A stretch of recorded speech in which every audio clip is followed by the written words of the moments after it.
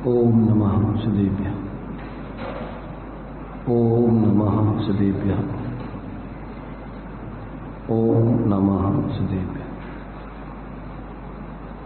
मंगलम भगवान वीरो मंगलम गौतम मुनि मंगलम कुंद कुंदाद्यो जैन धर्मोस्तु मंगलम सर्वमंगल मांगल्यम सर्वकल्याणकारकम प्रधानम सर्वधर्माणां जैनम जयतु शासनम जैनम जयतु शासनम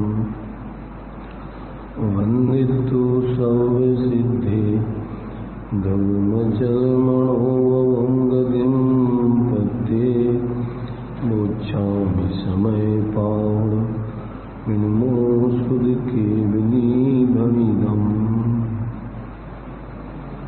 नमः समय साराय स्वानुभूत्या चकाशते चित्स्वभावाय भावाय सर्वभावान्तरच्छिदे।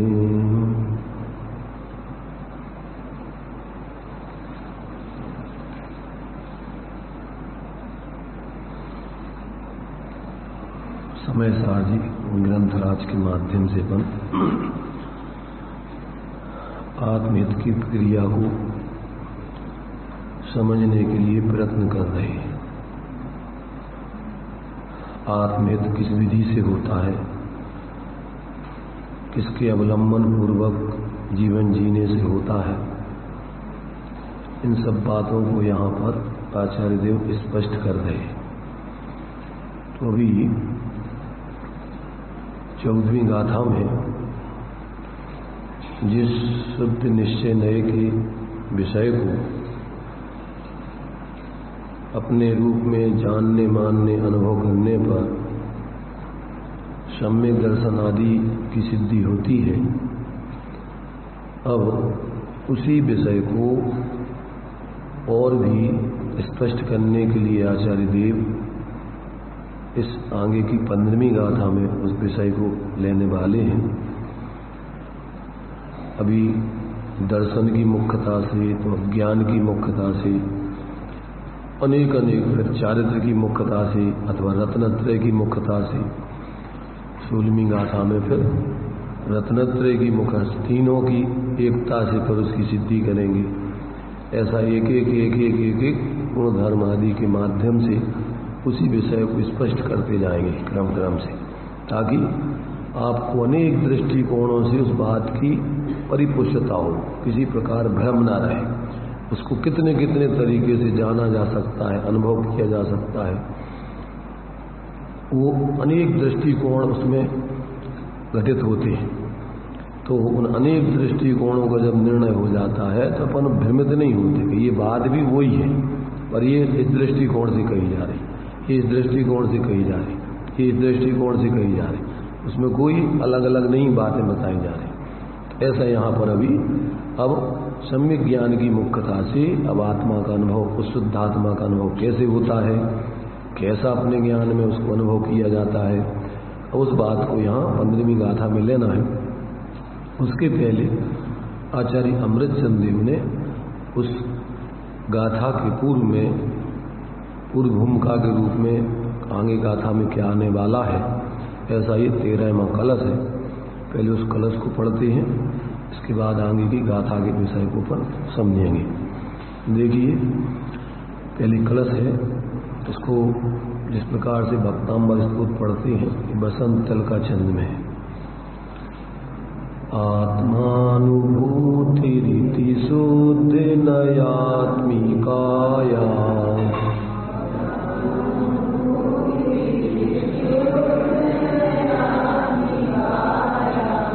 ज्ञानानुभूतिरियमेव किलेति बुद्ध्वा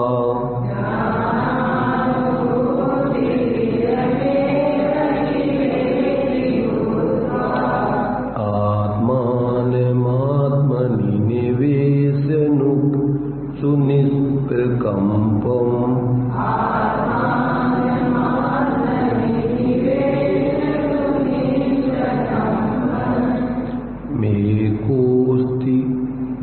नित्यमवबोध घनः समन्तात्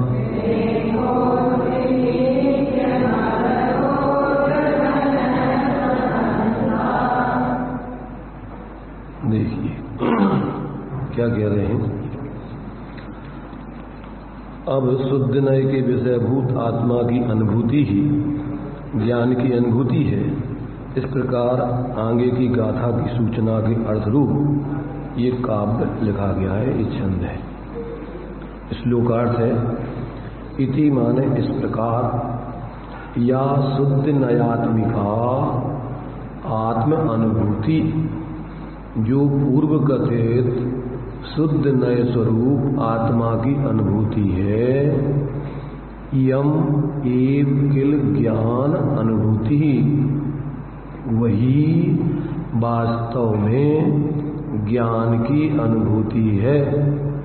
इति बुद्ध्वा यह जानकर तथा आत्मनि आत्मानं सुनिष्प्रकंपम निवेश्य आत्मा में आत्मा को निश्चल स्थापित करके नित्यम समन्तात् एकः अवबोध घनः अस्ति सदा सब ओर से नित्यम समन्तात् सब तरफ से एक घन माने उससे ज्ञान से ही बना हुआ ऐसा ज्ञान घन रूप आत्मा है, इस प्रकार देखना चाहिए। जैसे अपन नमक की डली अथवा मिश्री की डली होती ना, मिश्री की डली तो मीठापन उसका एक गुण है। ऐसे ज्ञान आत्मा का एक गुण है, असाधारण गुण है, अन्य द्रव्यों से पृथक करने वाला गुण है। तो अब गुण और गुणी क्या है, उनमें कथनचित अभेदपना होता है, तादात्म्यपना होता है। जहाँ गुण रहते हैं वहीं गुणी रहता है अभेद दृष्टि से। जब अपन मिश्री को खाते हैं कहाँ से खाते हैं, कहीं से भी खाओ, तो चारों तरफ से कहीं से भी खाओ तो कैसी अनुभूति होगी इस मिश्री के खाने में, मीठी मीठी मीठी मीठी मीठी। तो वो मीठी मीठी गुण है कि मिश्री है? अरे भाई गुण बिना गुणी के तो रहता नहीं है। द्रव्य आश्रय निर्गुणा गुणा, गुण द्रव्य के आश्रित माने गुण द्रव्यमय होते, द्रव्य से कोई पृथक तो होते नहीं है सर्वथा। वो तो अतद्भाव रूप भेद करके अपन व्यवहार से समझते हैं, परमार्थ से तो वो गुणगुणी अभेद है द्रव्यपने से। तो अपन को जाओ ऐसे ही अखंड आत्मा का अनुभव करना है तो जहाँ जहाँ आत्मा है वहाँ, जहाँ जहाँ ज्ञान है वहाँ वहाँ आत्मा है। जितना ज्ञान है उतना ही आत्मा है। कितना आत्मा है? जितना ज्ञान है अभेद दृष्टि से, क्योंकि वो ज्ञान में अनंत गुण क्या है रहते हैं। किस रूप में रहते हैं? गुणों का एक गुण में दूसरे गुण किस रूप में रहते हैं? एक गुण में अनंत गुणों का रूप रहता है। एक गुण दूसरे गुण रूप कथनचित नहीं होते, परंतु एक गुण जहाँ है वहाँ अनंत गुणों का भी रूप उस एक गुण में विद्यमान है। स्वरूप सब माने एक एक गुण में सारे गुण विद्यमान है। सारे गुणों में एक एक गुण का रूप रहता है और एक एक गुण में सारे गुणों का रूप रहता है। सारे गुणों में एक एक गुण का माने एक एक गुण में सारे गुण रहते हैं और सारे गुणों में सारे गुणों का रूप रहता है। ऐसा नहीं है कि एक एक गुण कोई सर्वथा अलग अलग होते। तो ऐसा यहाँ पर अपने लिए असाधारण ज्ञान सो ही आत्मा। तो यहाँ क्या कह रहे हैं कि जो इस प्रकार से अपने लिए क्या करता है कि जो शुद्ध नय की जो अनुभूति होती है, ज्ञान में होती है वो अनुभूति, तो वो कैसी अनुभूति होती है? आत्मानुभूति उसको अपन बोलते हैं। शुद्ध नय के विषयभूत आत्मा का जब अनुभव किया जाता है तो उसको क्या कहा जाता है? आत्मानुभूति। ज्ञानानुभूति रेव आत्मानुभूति। ज्ञान की अनुभूति ही आत्मा की अनुभूति है और आत्मा की अनुभूति ज्ञान की अनुभूति है। आत्मा में ज्ञान है और ज्ञान में आत्मा है, दोनों अनन्य हैं। द्रव्य बिन गुण नहीं होते, गुण बिन द्रव्य नहीं होते और दोनों अनन्य रहते हैं, दोनों अव्यतिरिक्त रहते हैं। पंचाष्टिकाय में पर्याय को अनन्य और गुणों को अव्यतिरिक्त। 12वीं 13वीं गाथा दी है, द्रव्य बिन पर्याय ना, पर्याय बिन ना द्रव्य हो, दोनों अनन्य रहे। द्रव्य पर्याय, द्रव्य पर्याय और दोनों अनन्य, माने अभेद। जो पर्याय है वही द्रव्य है, जो द्रव्य है वही पर्याय है। अभेद दृष्टि से दो चीजें अलग अलग नहीं। जैसे सोने के कुंडल कड़ा अंगूठी जो है वही सोना है और जो सोना है वो बिना पर्याय के रहता नहीं है। प्रत्येक पर्याय में वो तन्मय होकर तादात, क्षणिक तादात्म संबंध होता है। तादात माने उस पर्याय मय होता है उधर। इसलिए ऐसा जब अपन उस पर्याय में अन्वय रूप से जब द्रव्य दृष्टि से देखते हैं तो सभी गुणों में और सभी पर्यायों में वो सामान्य रूप से द्रव्य व्याप्ता है।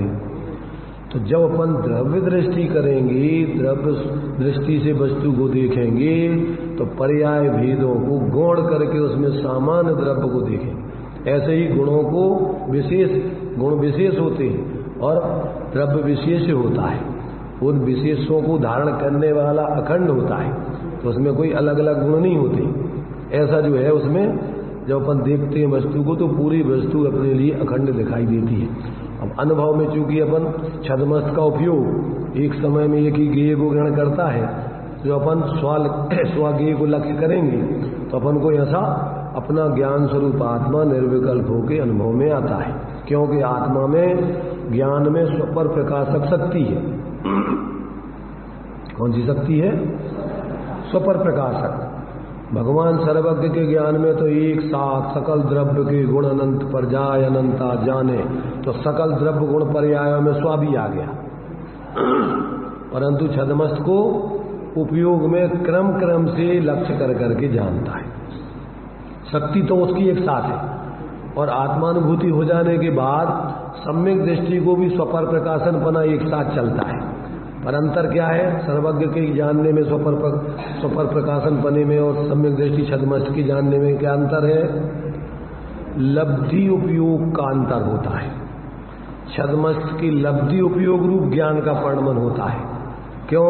कि वो एक साथ सारे पदार्थों को, द्रव्य गुण पर्यायों को उपयोगात्मक रूप में नहीं जान सकता है, पर लब्धि उपयोग रूप में उन सबको जान सकता है, परोक्ष रूप में। जैसे सर्वज्ञ भगवान जानते हैं, उसी रूप में सम्यक प्रकार से छदमस्त भी जानता है। तो जैसे जिसको आत्मा की अनुभूति हो जाती है तो उस समय छदमस्त का ज्ञान यदि अनुभूति के बाद विकल्प में आने पर उस सब बाहर के पदार्थों को भी उपयोग रूप में क्रम क्रम से जानता रहता है। जिस समय मान लीजिए उसका काम बाहर में गृहस्थ है तो घर गृहस्थी के काम में उपयोग लगा हुआ है, तो उस समय वो उपयोग क्या जान रहा है? जो भी अपन जिस पर उपयोग जा रहा है, मान लो भोजन बना रहा है तो भोजन की चीजें जान रहा है कि दाल बन रही है, चावल बन रहे हैं, इसमें किसी प्रकार की कोई चीज गलत तो नहीं पड़ी है, उसको देख रहा है, तो अभी उपयोग उस पर चल रहा है। और लब्धि में उसकी आत्मा की अनुभूति बरत ही रही है। जैसे दृष्टांत के रूप में आता है कि जैसे कोई किसी सेठ के यहाँ नौकरी करता हो कर्मचारी, तो वो सारा अपना उपयोग उस दुकान पर या सेठ के काम में लगाए रखता है और वो उसमें कि ये मेरा है, मेरा काम है, मेरा, ऐसा बोलता रहता है। पर उसकी लब्धि में, ज्ञान में, अभिप्राय में क्या बढ़ता है कि इसमें मेरा कुछ नहीं, एक परमाणु भी मेरा नहीं है कुछ। इसीलिए उसमें मोह नहीं करता।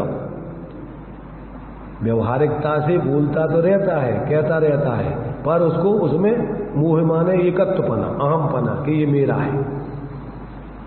उसका मोह कहाँ रहता है? अपने घर मकान में। मिथ्या दृष्टि है तो अपना घर तो भैया वो है, अपनी संपत्ति तो वो है, अपना परिवार तो वो है, यहाँ अपना कुछ नहीं। ऐसा जानता कि नहीं जानता? पर उपयोग में तो वो वहाँ अपनी बुद्धि लगाए, पर अंदर की लब्धि में उसको वेद विज्ञान बरत रहा है। व्यवहारिक दृष्टि में वेद विज्ञान क्या कि जिसको उसने अपना मान रखा है उसमें अपनापना, और जिसको अपना नहीं मानता उसमें परायापना। भले ही वो प्रवृत्ति कर रहा है कामों में बाहर की, और व्यवहार से अपने अपने कह रहा है, जिम्मेदारी सौंपी है तो उसको वो अपना ही कहेगा व्यवहार से, पर परमार्थ से क्या मानेगा? इसमें अपना कुछ नहीं। अगर उसमें किसी को भी सेठ की एक चीज को भी अगर वो अपना माने तो वो क्या कहलाएगा? तो चोर कहलाएगा, बेईमान नौकर कहलाएगा, ईमानदार नौकर नहीं कहलाएगा। ऐसे ही सम्यक दृष्टि जीव जिसने परद्रव्यों से भिन्न अपनी आत्मा की अनुभूति चेतन स्वरूप कर ली, अपनी सत्ता अपने चतुष्टय अंदर में देख ली, अब वो जब तक पूर्ण स्वरूप में लीन होकर सर्वज्ञ दशा नहीं बन जाती तब तक उसका उपयोग सविकल्प दशा में बाहर में तो रहेगा, निचली भूमिका में बाहर के काम भी करेगा। ये सब परिवार कुटुंब आदि की कर्म की नौकरी है उसकी। फिर जैसे नौकर व्यक्ति कमजोर, उसकी प्रॉपर्टी धन संपत्ति नहीं है तो दूसरों के यहाँ से नौकरी करता है। ऐसे ही जब तक अपनी पूरी धन संपत्ति अनंत चतुष्टय की प्रकट नहीं हुई तब तक कसायों की नौकरी करना पड़ती। किसे करना पड़ती नौकरी? आरक्षण जी, नौकरी कैसे करनी पड़ती है? सम्यक दृष्टि जीवों को। मिथ्या दृष्टि तो मालकियत कर मानता है, बाहर के कार्यों को अपनी मान करके स्वामित्व करके एकत्वमत करके रात दिन उसमें मूर्छित होकर जीता है। और सम्यक दृष्टि कर्मों के उदय की नौकरी कर रहा है, इसलिए उसमें मूर्छित नहीं होता है। जैसे नौकर उस मालिक के कार्यों में रचता पचता नहीं है, ऐसी सम्यक दृष्टि गेही पे ग्रह में न रचे ज्यों जलते भिन्न कमल है। नगर नारी को प्यार यथा कादे में हेम अमल है। 3 दृष्टांत दिए। जिस प्रकार से पानी में कमल रहता है उसमें रहते हुए भी उससे अनछुआ, और जैसे वेश्या लोग प्रेम करती हैं सब गांव के लोगों से, कितना प्रेम होता है उनको, नगर नारी बोलते उसको, नगर की पत्नी। तो वेश्या तो क्या करती है वो? नगर नारी का प्रेम तो होता है उसको, पर कैसा होता है? सिर्फ ऊपर ऊपर अपने पैसा लेने की दृष्टि से मात्र, दिखावटी बनावटी, अंदर से प्रेम नहीं होता है। ऐसे ही सम्यक दृष्टि जीवों को जब तक अभी अपने स्वरूप में पूर्ण वीतराग दशा की प्राप्ति नहीं हुई तब तक उनको अभी बाहर में वो सब तुम्हारे लिए व्यवहारिकता के काम विवेक पूर्वक और बराबर नैतिकता में जो उनके लिए व्यवहार करने लायक है वो करेंगे। घर गृहस्थी में है, परिवार में है, अगर सम्यक दृष्टि माँ बाप पत्नी बच्चे सबके साथ कैसा व्यवहार करेगा? जो लोक में अपने संबंधियों से किया जाता है वैसा व्यवहार करेगा, परंतु अंदर में जानेगा कि ये भैया मजबूरी है, अपनी परिस्थिति है, अपना यहाँ कोई नहीं है। 12 भावनाओं पढ़ते अपन, क्या पढ़ते? जहाँ दे अपनी नहीं तहाँ न अपना कोई, घर संपत्ति पर प्रगट है परिजन लोग।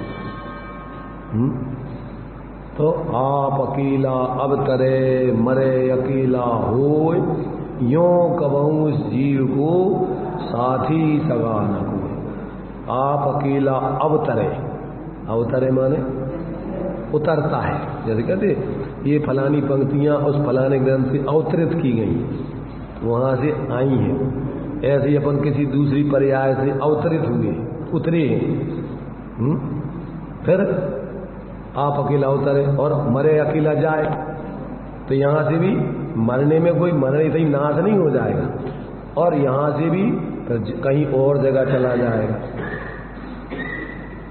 क्यों कहो इस जीव को, जीव तो अनादि अनंत है, इसलिए कभी भी इसका कोई बाहर का साथी संगाती नहीं है। जब ये क्षेत्रवगाही संबंध वाला शरीर ही आत्मा का नहीं हो सकता, तो जहां देह अपनी नहीं तहां ना अपना, कि घर परिवार कुटुंब अपने कैसे होंगे। तो अभी रहेंगे तो नाव पानी में रहे, परंतु पानी को अपने में नहीं भरे तो तर जाएगी, उस पर बैठने वाले भी तर जाएंगे।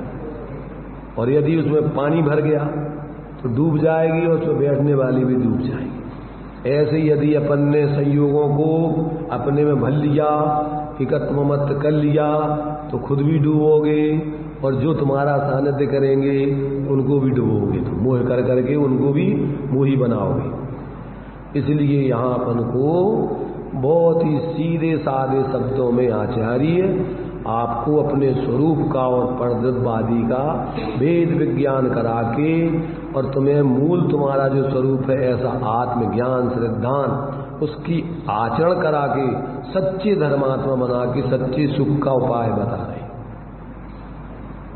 बहुत सरल है, यदि अपन सरल हो गए समझने के लिए ईमानदारी से, तो इसमें वो कुछ कठिनाई वठनाई है ही नहीं। 2 2 4 जैसे गुणा भाग है इसमें। और यदि अपन को नहीं समझना है और अपन को अगर नेतागिरी करना है तो मर जाओगे।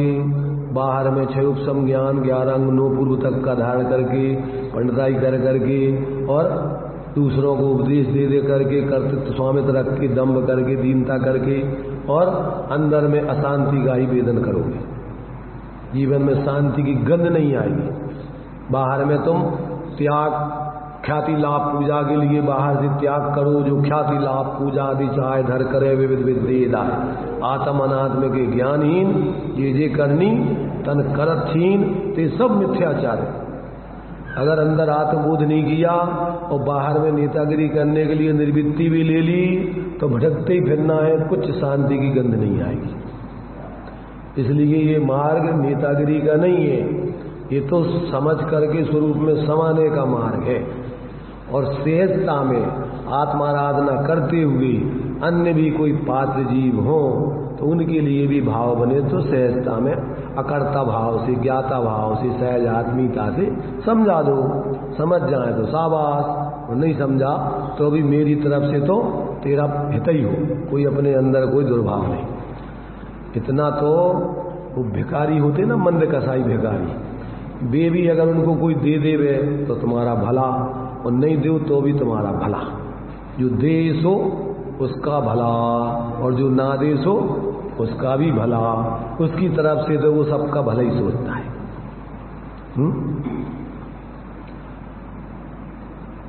तो ऐसा जब अपन को तत्व ज्ञान आत्मज्ञान पूर्वक अपन जिएंगे तो ये जीवन अपना बहुत ही शालीनता से चलता है, आनंदमय व्यतीत होता है।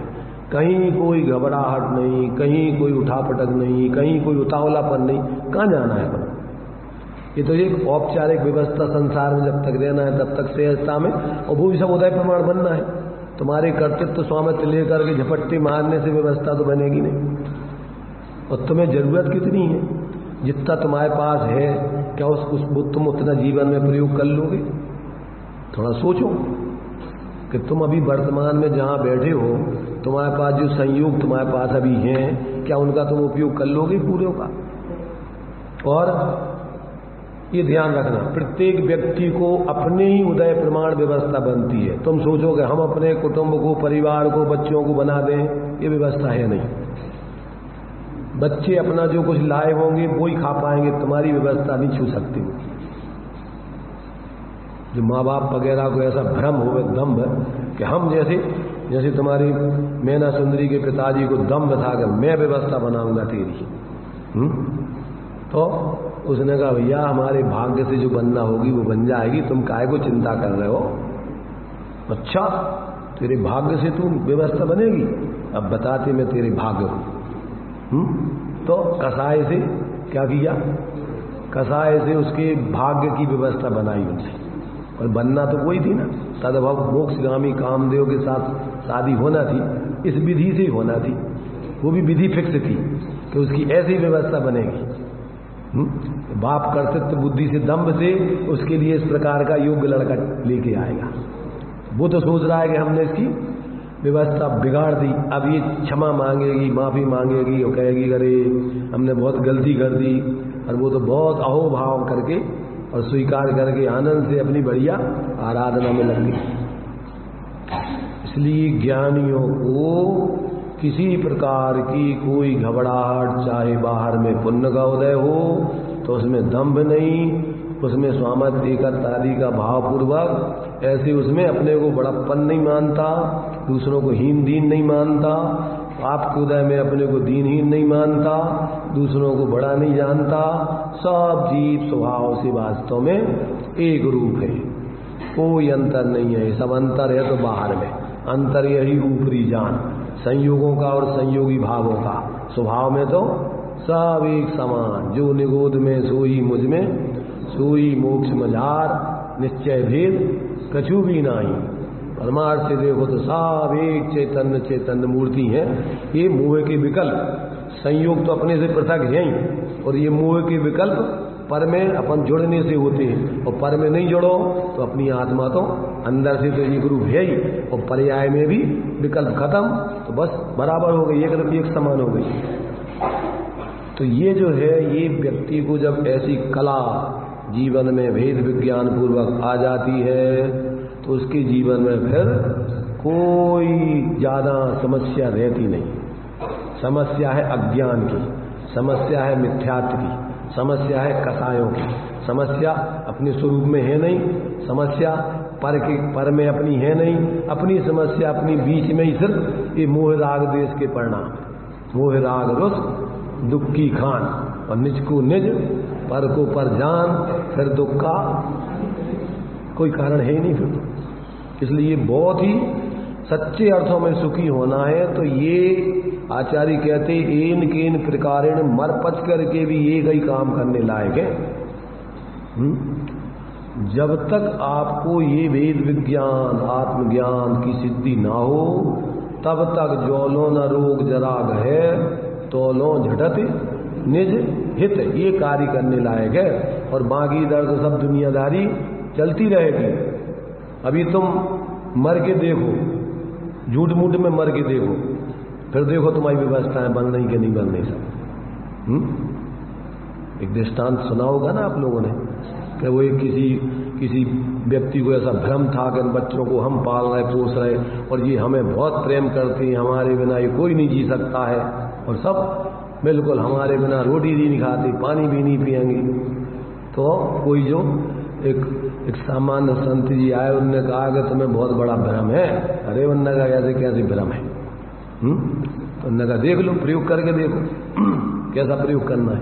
तो उन्होंने कहा थोड़ी देर के लिए तुम मरे जैसे बन जाओ और फिर हम तुम्हें परीक्षा कराएंगे कितने लोग तुम्हें कौन कौन चाहते। ठीक है, मरे जैसा पड़ गया।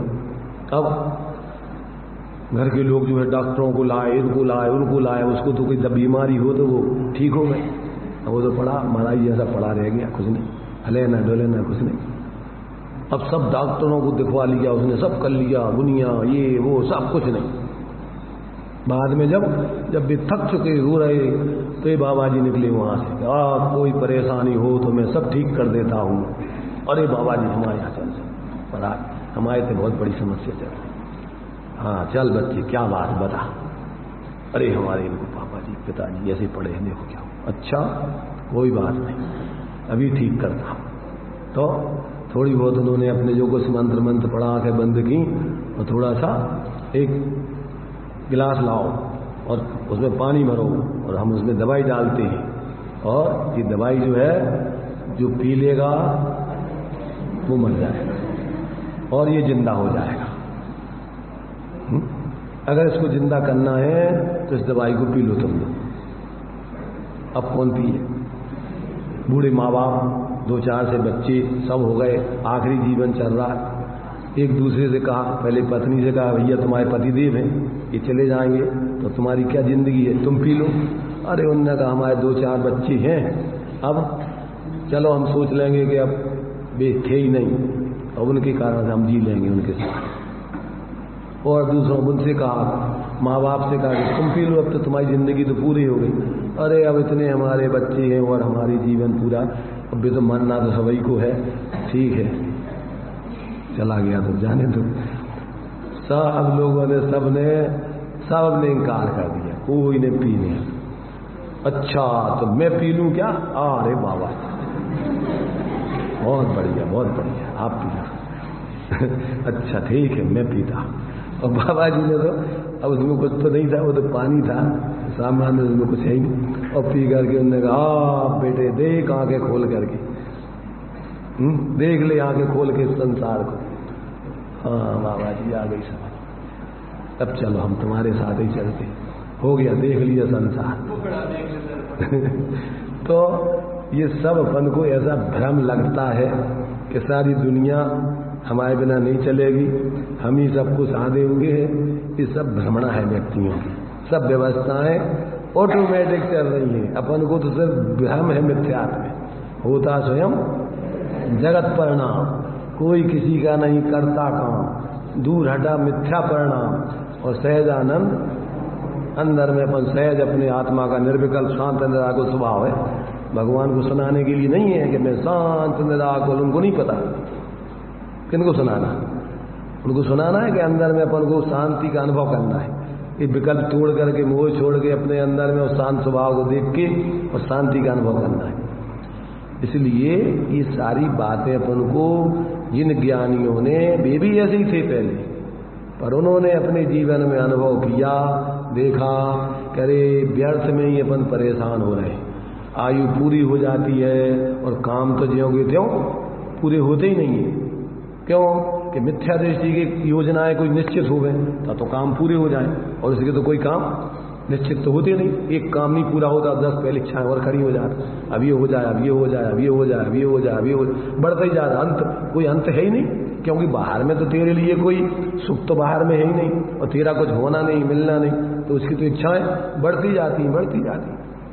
मर जाता है परंतु इच्छाओं का अंत नहीं आता है। और ऐसी इच्छाएं लेके विपरीतता पूर्वक मरण करके आगे कर्मों का आशा बंद करके आगे की गति में फिर नए तरीके से उस गति में गिनता है। उस पर्याय की व्यवस्था बनाने संबंधी जो भी बन गया, कुत्ता कुत्ती बन गया, त्रियंश बन गया, तो वहां अपनी उस पर्याय संबंधी व्यवस्था की चिंता में लग जाएगा। इसलिए भाई यहां अपन को आचार्य कह रहे कि तुम्हारा स्वरूप देखो, वास्तव में तुम ज्ञान लक्षण से लक्षित ज्ञान मात्र अगर स्वरूप को अनुभव करोगे तो तुम्हें अपने आत्मा का मूल स्वरूप अनुभव में आ जाएगा। आज तक अपन ने अपने ज्ञान को अन्य ज्ञेयों में लगाया, तो यहाँ पर ये इस प्रकार से दिया कि जो शुद्ध नय, इस प्रकार जो पूर्व कथित शुद्ध नयात्म रूप, शुद्ध नय स्वरूप आत्मा की अनुभूति है, वही वास्तव में ज्ञान की अनुभूति है। और यह जानकर तथा आत्मा में आत्मा को निश्चल स्थापित करके, आत्मा में आत्मा, तो आत्मा तो देखो, आत्मा ज्ञान रूप, दर्शन रूप आदि जितने भी हैं वो भी आत्मा, सामान्य भी आत्मा, विशेष भी आत्मा, तो दोनों को अभेद एक दूसरे में देख करके आत्मा में आत्मा को, तो अपने परिणामों को अपने उस सामान्य आत्मा में स्थापित करके आत्मा का अनुभव करना है। तो आत्मा में आत्मा को निश्चल स्थापित करके सदा सर्व ओर से एक ज्ञान घन आत्मा है, इस प्रकार देखना चाहिए, अनुभव करना चाहिए। कठिन है। अपन को अपने को ज्ञान स्वरूप अनुभव करना, विकल्प रूप अनुभव नहीं करना, अन्य ज्ञेय रूप अनुभव नहीं करना, क्योंकि अन्य ज्ञेय तो तुम्हारे ज्ञान में आत्मा में आते ही नहीं।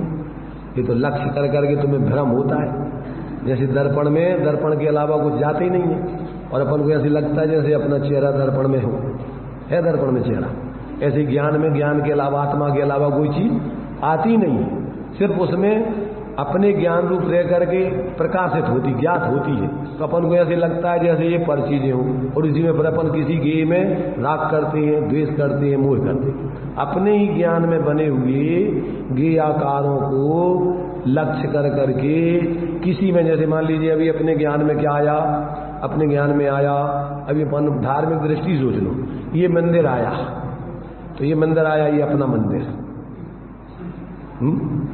फिर इसके बाद और दूसरे मंदिर भी बने, अन्य लोगों के बने, तो वो मंदिर किसके मंदिर? ये हिंदुओं के मंदिर, ये मुसलमानों के मंदिर, ईसाइयों के मंदिर, जिसके भी जिसको कल्पना कर रखी है।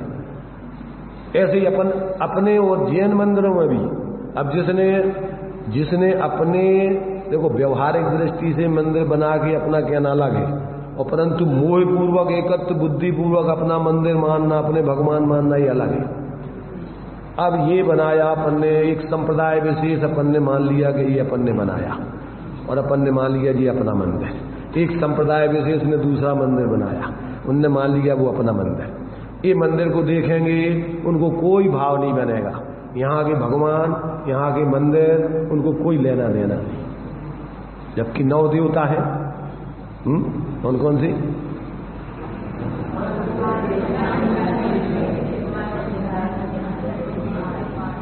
ये मंदिर और ये मूर्ति कौन से देवता में आती है? अरे 9 देवता में से नाम में ऐसे बताओ, नाम 9 देवताओं में से एक एक देवता का नाम बताओ कि इसमें से मंदिर कौन से देवता में आता है और मूर्ति कौन से देवता में आती है?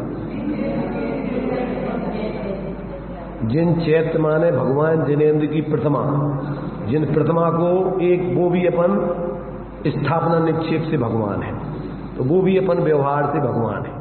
और जिसमें भगवान विराजमान होते वो स्थान जो अपन ने बनाया है, वो उसमें जिन चैत्यालय, आलय माने उस भगवान की मूर्ति को विराजमान करने वाला स्थान, वो भी अपन को व्यवहार से पूज्य। जैसे जहां महापुरुष साधना करते हैं तो वो पहाड़ अपन व्यवहार से कहते हैं सम्मेद जी परम पूज्य है, और पहाड़ों में, उस पहाड़ में क्या अंतर है बताओ? और पहाड़ है चारों तरफ, और उस पहाड़ में क्या अंतर है? पहाड़ की दृष्टि से कोई अंतर नहीं है, पेड़ पौधे पत्थर वहां भी हैं, पेड़ पौधे पत्थर वहां भी हैं। अंतर है तो काय का है? अंतर है तो जहां पर महापुरुषों ने आत्माराधना करके मोक्ष गए, साधना करके अपनी आत्माराधना की, तो व्यवहार से उस स्थान को अपन पूज्य कह रहे हैं। परमार्थ से तो पूज्य उनकी वो परिणति, आत्मा जो अपनी स्वरूप आराधना कर रहे थे, परमार्थ से तो वो ही पूज्य है। शुद्धा तमरु पंचगुरु जग में शरणा दो, मोहोदय जी के वृथा आन कल्पना हो। तो परमार्थ से तो अपने लिए आत्मा अपने शुद्ध स्वरूप ही सुखी करने का परमार्थ उपाय है, और सुखी करने का उपाय बताने वाले पंच परमेष्ठी आदि है। अथवा वो पंच परमेष्ठी भी अपनी आत्मा की आराधना करके सुखी हो गए, तो उनको भी अपन व्यवहार से पूज्य कहेंगे, पर उनकी पूज्यता उनके लिए सुख रूप है। उनने जो परिणति में अपने स्वभाव से वीतराग विज्ञानता की सिद्धि की, तो उससे बेसुखी है, और अपने स्वरूप के आश्रय से अपन वीतराग विज्ञानता की प्राप्ति करेंगे, तो अपन अपनी आत्मा के आश्रय से अपन सुखी होंगे। तो परमार्थ से तो अपनी आत्मा ही अपने लिए सुख का कारण है, और व्यवहार में जिन्होंने सुख प्राप्त किया है उनके माध्यम से अपन वो कला सीखते हैं, अथवा व्यवहार से वो भी पूज्य। जब तक विकल्प है तब तक जो ऐसी ऊंचाई को प्राप्त हो गए तो उनके प्रति भी अपन को बहुमान आता है। अब ये जब तक अपन नहीं समझते तब तक क्या है, ना तो अपन सोचते शिखर जी में जितनी ज्यादा वंदना करेंगे उतना ज्यादा धर्म होगा, परिणामों का कोई पता नहीं, तत्व का कोई निर्णय नहीं। तो अकेले शिखर जी की वंदना माने ज्यादा उसकी परिक्रमा लगाने से धर्म होगा कि अपन समझ करके वहां जो कार्य उन महापुरुषों ने किया वो अपने जीवन में प्रकट करेंगे, तो अपना वास्तव में शिखर जी जाने की सार्थकता हो। तो वहां जाकर अपन को उनसे वो प्रेरणा लेना कि अकेले मात्र औपचारिकता में वंदना करके आ जाना और दम्भ कर लेना कि हमने तो 5 वंदना की, तो उससे तो और मिथ्या अंदर में और दम्भ का पाप का बंध होता है। दूसरों को हीन मानो, अरे तुमने तो ये कहीं वंदना नहीं की, हमने तो 7 वंदनाएं की, हमने तो 10 कर ली। अब वंदना किसे कहते हैं? वंदे तद्गुण लब्ध है। अपन तो उन जो वहां पर जिनने साधना करके और ऐसी पूज्यता को पाए जिस विधि से, उस विधि को अपनाए, तो अपने अंदर वंदना की सार्थकता है। जो अपन बोलते हैं ना संवेद शिखर, जहां पर समता के वेदन के शिखर को पाया था जीवों ने, अनंत सिद्ध हुए, अनंत तीर्थंकर हो चुके वहां से, वो संवेद शिखर, संवेद शिखर जानते हो, समता के वेदन का सर्वोत्कृष्ट ऊंचाई को जहां प्राप्त की थी, तो उसको उपचार से, जैसे सिद्धालय जहां पर सिद्ध भगवान रहते हैं, उपचार से उस सिद्ध शिला को भी सिद्धालय कहते हैं, ऐसे ही समता के वेदन को छूने वाला स्थान जहां पर अनंत जीवों ने ऐसे उस समता के वेदन की शिखर ऊंचाई को छुआ था, वो संवेद शिखर है। जानते कि नहीं जानते? संवेद शिखर माने समता के वेदन के शिखर को छूने वाला जहां से छुआ गया है वो स्थान, ऐसे अनंत सिद्ध वहां से हो गए, और तीर्थंकर भी वहां से, ज्यादातर सब अधिकांश वहीं से होते हैं। तो अनंत 24 ही वहां से सिद्ध बन चुकी, उस समता के वेदन को छू करके और अपनी सिद्ध दशा को पा चुकी।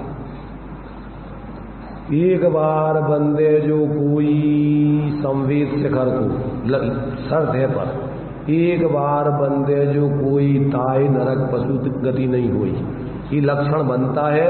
एक बार अगर तुमने सम्यक दर्शन अंदर आत्मा में संवेद शिखर को छुआ, तो गारंटी है कि उसकी नरक और त्रियंच गति, सम्यक दृष्टि नरक त्रियंच आदि गतियों में नहीं जाता था।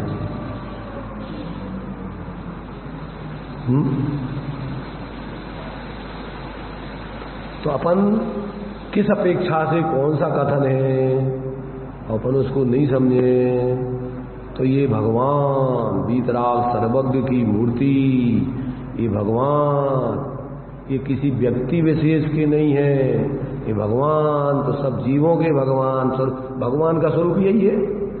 तो ये कोई किसी व्यक्ति जाति विशेष के नहीं, भगवान पंच परमेष्टि का स्वरूप। इदमेवे ईदृशमेवे तत्वम नान्य से अन्य था इत्य कंपाय सांभुवत सन्मार्गी। सम्यक दृष्टि भगवान का स्वरूप ऐसा ही होता है, यही है, ऐसा ही है, अन्य नहीं, अन्य प्रकार में। जिसने राग द्वेष कामादिक जीते, सब जग जान लिया, सब जीवों को मोक्ष मार्ग का निष्प्रय हो उपदेश दिया, बुद्ध वीर हरिहर ब्रह्मा विष्णु महेश 1008 या और भी नाम के नाम कुछ भी कहो, पर उसका लक्षण क्या है? जिसने राग द्वेष कामादिक जीते, सब जग जान लिया, 18 दोषों से रहित और पूर्ण सर्वज्ञ दशा को प्राप्त, अनंत चतुष्टय की धनी ऐसे प्राप्त करके, और जो ऐसी दशा को पाते हैं उनको आप जो भी कहना है कहो, पर स्वरूप उनका ही है, रागी द्वेषी मोही नहीं, छद्मस अज्ञानी नहीं, भगवान का स्वरूप है। अब आप उनको ब्रह्मा कहो, विष्णु कहो, महेश कहो, शंकर कहो, जो भी 1008 नामों में आप बोलते रहो, पर उनका स्वरूप यही है। समम करोति थी शंकरा, जिन्होंने अंदर में अपनी शांति को प्राप्त किया है, पूर्ण रूप में शांति को जिनने किया है अपने अंदर प्रकट, वो शंकर, तो उनका स्वरूप वो है। अर्धनारीश्वर भी बोलते 1008 नामों में, तो अर्धनारीश्वर माने आदि पत्नी और आदि पुरुष, ऐसे अर्धनारीश्वर नहीं है, आदि पुरुष और आदि नारी।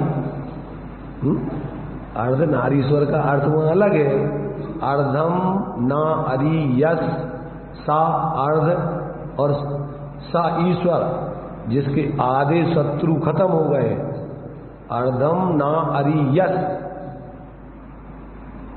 जिसके आधे शत्रु 8 घाती 8 कर्म होते हैं, उनमें से 4 घातिया कर्म जिसके खत्म हो गए, नष्ट हो गए, ऐसे उसके जो धारी है, उसके जो स्वामी है, ऐसे वो ईश्वर, वो अर्धनारीश्वर है। तो अब अपन ने बिना पति पत्नी के भगवान होते ही नहीं है, उनके संगे पत्नी होनी चाहिए जब भाई भगवान पूरे होते हैं। तो अपने यहाँ तो पत्नी की कल्पना जो की गई है ना, मुक्ति बधू के कंठ, अपने यहाँ भी अर्ध भगवान को पति पत्नी सहित है। कैसी पत्नी, कौन सी पत्नी है? मोह रहित आत्मा की वीतराग परिणति सहित आत्मा की जो दशा है, उसका नाम उनकी वो परिणति पत्नी हो गई, और वो द्रव्य स्वभाव पति हो गया। तो अब अपन विवक्षाएं तो समझते नहीं है, और ऐसी झूठी कपोल कल्पनाएं करके भगवान की कल्पना कर लेते हैं, उससे तो मिथ्यात्व और विपरीतता खड़ी हो जाती भगवान के बारे में। इसलिए अपन को ये तो देखो मंदिरों में भी अपन मूल नायक और बेगर नायक, मूल नायक का मतलब है कि अपन ने जिन भगवान के नाम से मंदिर बनाया है इसलिए उस भगवान की प्रतिमा को अपन मूल नायक कहते हैं। तो ऐसा नहीं समझना कि बेगर मूल नायक कम कोई सामर्थ्यवान है और मूल नायक ज्यादा ताकतवर है, और मूल नायक की ज्यादा महत्ता है और बेगर मूल नायक की कम महत्ता है। कौन भगवान मूल नायक नहीं है बताओ? सब मूल नायक है, सबने भगवान सबके लिए आत्मकल्याण का उपदेश दिया, सब अनंत चतुष्टय की धनी है। इसलिए ये सारी बातें अपन को बराबर समझना चाहिए, समझ करके किसी प्रकार से भ्रम में नहीं रहना चाहिए, और सांप्रदायिक व्यक्तियों की संगति करके अपन को किसी भी भगवान देव सास गुरु नव देवताओं का कोई अभिनय नहीं करना चाहिए। नहीं तो अपन देखते हैं क्या एक चून की भी अगर क्या मुर्गा बना करके अगर हिंसा करो तो उसमें भी हिंसा ही लगती है। ऐसी अगर अपन कोई भी भगवान जो वास्तव में अरहंत भगवान की प्रतिमाएं हैं, वीतराग भगवान की, वे सभी भगवान के प्रतीक हैं। ये अपनी कपूल कल्पनाओं से अपन के जी तुम्हारा और जी हमारा और जी बुरा और जी अच्छा, ऐसी कल्पनाएं अपन को नहीं करना चाहिए। भगवान का स्वरूप समझ करके उनके प्रति अपन को उनका स्वरूप बहुमान लाने के लिए वो निमित्त हैं प्रतिमाएं, मंदिर, उससे अपन अपने परिणामों को सुधारें आपस में, और अपनी मिथ्या कल्पना करके और कसाई मंदिर धर्म के नाम पर आपस में लड़े झगड़े नहीं तर आगे भविष्य में ये साधन नहीं मिलेंगे।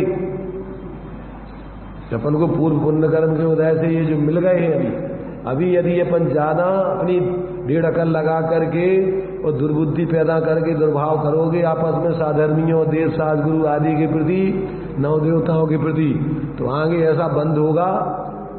22 साल तक अंजना के लिए, ये किसके लिए? अंजनी तो जिन प्रतिमा का अभिनय करने से 22 साल तक उनके लिए वियोग रहा, 22 घड़ी किया था, तो इतने जो है वर्षों तक उसका परिणाम भोगना पड़ा।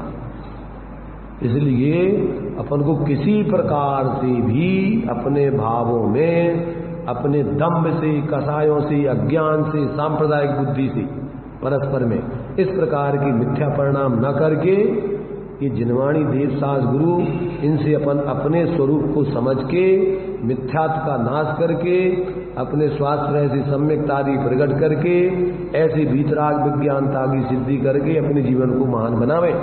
चारों गति में नरकों में भी जीव पहले गलती करके दंभ से और भगवान की वाणी का अपमान किया और उसको नहीं माना। सोम चक्रवर्ती ने क्या किया था? सिर्फ कल्पना ही तो भगवान के नमोकार मंत्र की तो दिमाग कल्पना करके पानी में और अभिनय किया था। ऐसे ही अपन किसी प्रकार से मन में भी अगर कई मिथ्या कल्पना करके भाव करते हैं तत्काल तत्संबंधी आश्रम बंद होता है। इसलिए अपन को किसी प्रकार का कोई भी दुष्परिणाम किसी भी पदार्थ के बारे में अपन को नहीं करने चाहिए। वेद विज्ञान करके जैसा वस्तु का स्वरूप है वैसा जानकर अपन अपने भावों में सम्यक बना रखें और सभी जो जैसा है उसको वैसा जान के सब विकल्पों को छोड़ के अंदर में अपने उस एकत्व भक्त स्वरूप की आराधना करें। इसी में वास्तव में अपने मानव जीवन की सफलता है, आत्मा का हित है और सभी जीवों का इसमें हित है। तो इसमें भावार्थ में इतना दिया है कि पहले सम्यक दर्शन को प्रदान करके कहा था, अब ज्ञान को मुख्य करके कहते हैं कि शुद्ध नय के विषय स्वरूप आत्मा की अनुभूति ही सम्यक ज्ञान है। ज्ञानानुभूति, जैसे वहां पर सम्यक दर्शन ही आत्मा है, आत्मा ही सम्यक दर्शन है। दर्शनाण उनको जो है तीनों को जो है आत्मा ही कहा है। अभी जो है अपन दर्शन को पहले कहा, फिर अब ज्ञान को कहा और 16वीं गाथा में सम्मदंसनाणम चरणम मोक्षस्य कारणम जाने व्यवहारा निश्चय दो तत्तीय मयो नियो अपा। तो दर्शन भी आत्मा, ज्ञान भी आत्मा, चारित्र भी आत्मा और तीनों व्यवहार से तीन और निश्चय से उन तीन में एक आत्मा ही मोक्ष का मार्ग है। द्रव्य संग्रह में भी यही दिया है। क्या मोक्ष मार्ग का जो स्वरूप दिया ना, कहाँ पर? तीसरे अधिकार में 39वीं गाथा। 38 गाथा मैंने अपन को 27 गाथा के बाद 11 गाथाएं हैं तत्वों की, 9 पदार्थों के स्वरूप को समझाने वाली, और इसके बाद फिर मोक्ष मार्ग। तो उसमें दिया सम्मदंसन्नाणम चरणम मोक्षस्य कारणम जाने बहुहारा निश्चय दो तत्तीय मयोनियो अप्पा। और समय सार में अभी 16वीं गाथा क्या है? दंसन्नाण चरिताणी सेविदब्बाणी साउणा नित्यम ताणी पुण जान तिन्निवी अपाणम चेवने चयदो। क्या अर्थ हुआ? दर्शन ज्ञान चारित्र का सेवन साधुजन सदा नित्य करते हैं। दंसन नाण चरिताणी सेवी दब्बाणी साउना नित्यम नित्यम, और ताणी पुण जान तिन्निवी अपाणम चेव निश्चय दो। और उन तीनों को निश्चय से एक आत्मा ही जानो। तो दर्शन भी आत्मा, ज्ञान भी आत्मा, चारित्र भी आत्मा, और तीनों भी आत्मा, तीनों अलग अलग भी और तीनों एक ही भी आत्मा। ऐसा अपन को आचार्य कहाँ कहाँ कैसी कैसी विवक्षा से आपको वस्तु का स्वरूप है, आप वो समझोगे तो आपके जीवन में कोई मिथ्या कल्पनाएं धर्म के नाम पर नहीं होगी। सच्चे अर्थों में आप धर्म की आराधना करके अपने जीवन को मंगलमय बनाओगे। तो ये जो है अभी 15वीं गाथा के पूर्व में पीठिका के रूप में ये जो है उसकी जानकारी के लिए कलश दिया था। अब आगे अपनी 15वीं गाथा में अब उस बात को और दूसरे दृष्टिकोण से स्पष्ट करके आत्मा के अनुभव करने की दृष्टांत दे करके, बहुत ही बढ़िया सुंदर और आपके जीवन उपयोगी दृष्टांत लोक में अपन 24 घंटे प्रयोग करते हैं, उससे आपके उस विषय को स्पष्ट करेंगे ताकि आपको दृष्टांत अनुभूत होता है। और दृष्टांत या सिद्धांत अनुभूत है तो उसको अपन पहले परोक्ष रूप में समझ लें, तो प्रत्यक्ष रूप में भी अपन को इस प्रकार के उसमें पहले धारणा में सम्यक बनाएगा, फिर अपन स्वरूप अनुभव करेंगे तो फिर अपने जीवन में वो सम्यक परिणति प्रकट होगी। चलिए टाइम अपना हो गया अभी।